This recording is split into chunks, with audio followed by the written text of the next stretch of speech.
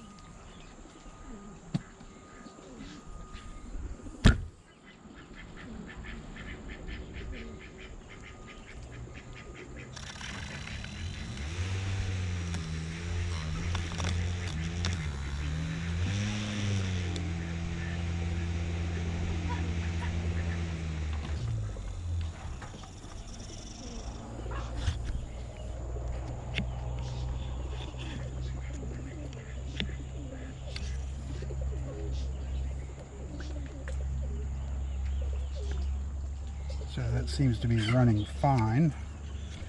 It was a little slow to start, but it probably had some gunk up in there. So it's not the pump, and I didn't think it was, but it does that every once in a while. Even after I clean it, I just don't get it clean enough, and it gets to where it won't. So I put all this back together, but I still got to figure out the hose situation. This stuff it does not last long. This type of hose. I know this is kind of like the hose that generally people use when they set up ponds, but I'm going to have to switch to something that's not going to dry rot after 6 months. But if I can use what's there for now, I may hold off on replacing the whole hose because I would like to redo the entire pond. And in that case, I would start with all new stuff. So, all right, let me see if I can get this to work.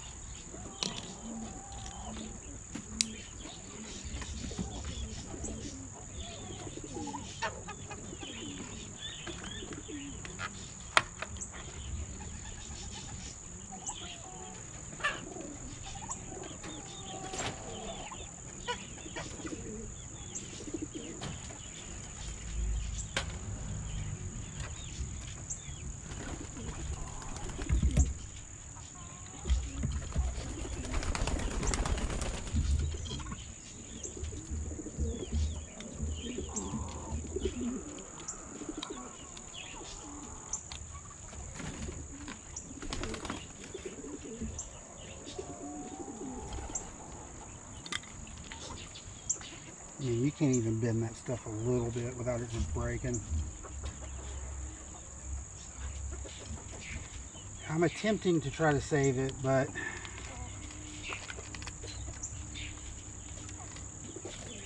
I'm not sure that it's going to work. It's just breaking every time I do anything with it.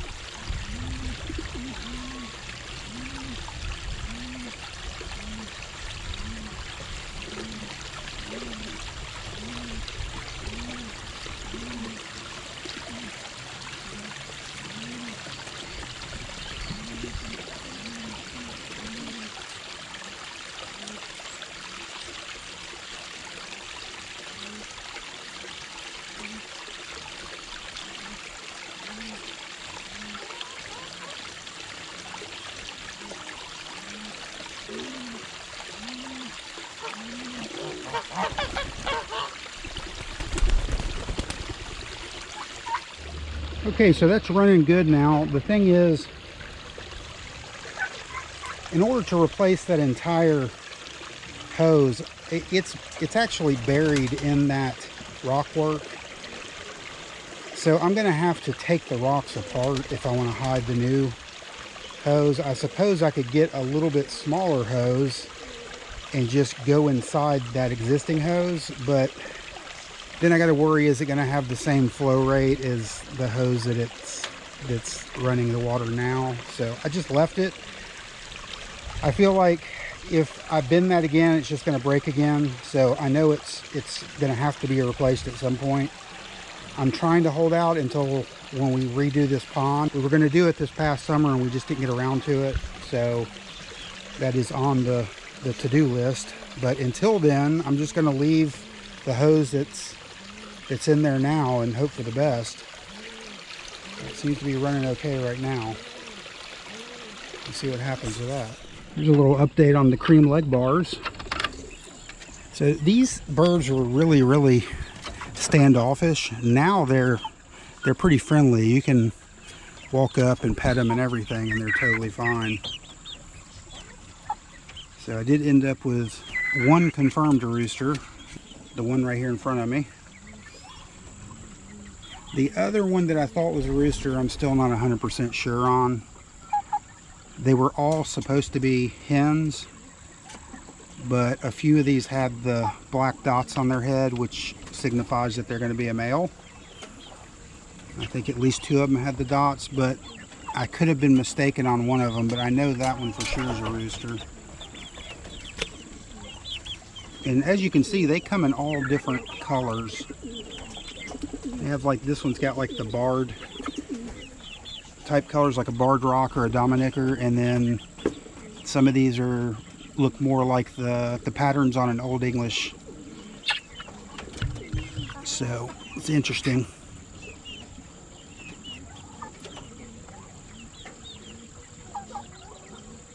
And they've got this tuft on top of their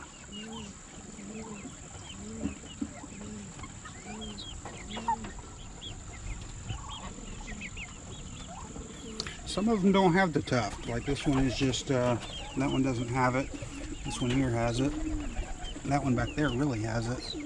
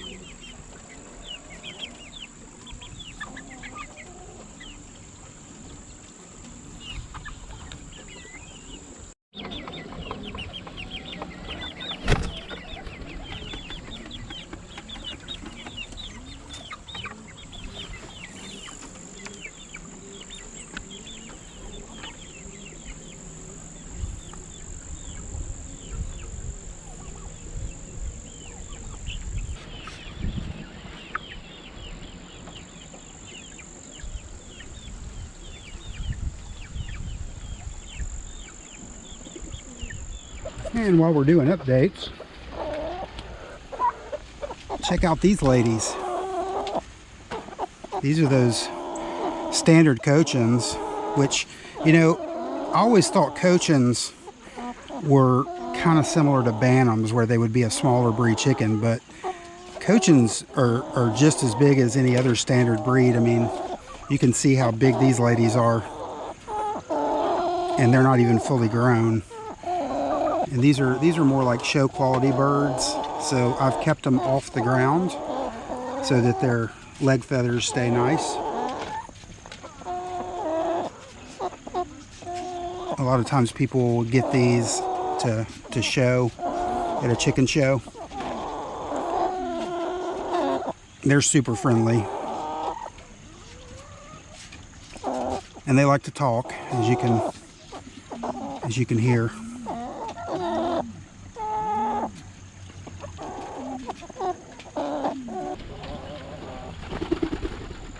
It's a big chicken.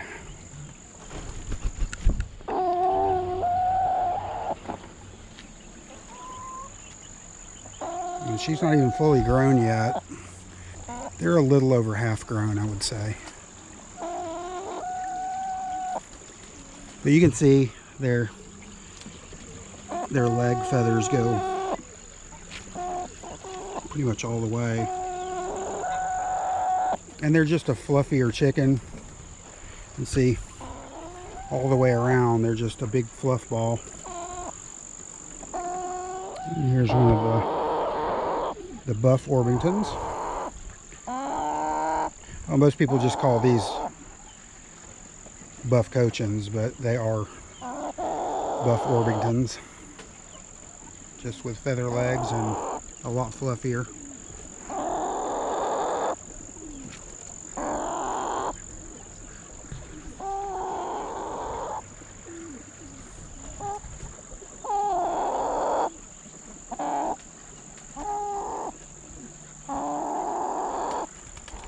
Alright, so let's do a size comparison. Here is a full-grown Salmon Faverolle. That is completely full-grown, and then here is an almost grown Cochin. So those are both standard birds, but you can see the size difference in the Salmon Faverolle and the buff Cochin.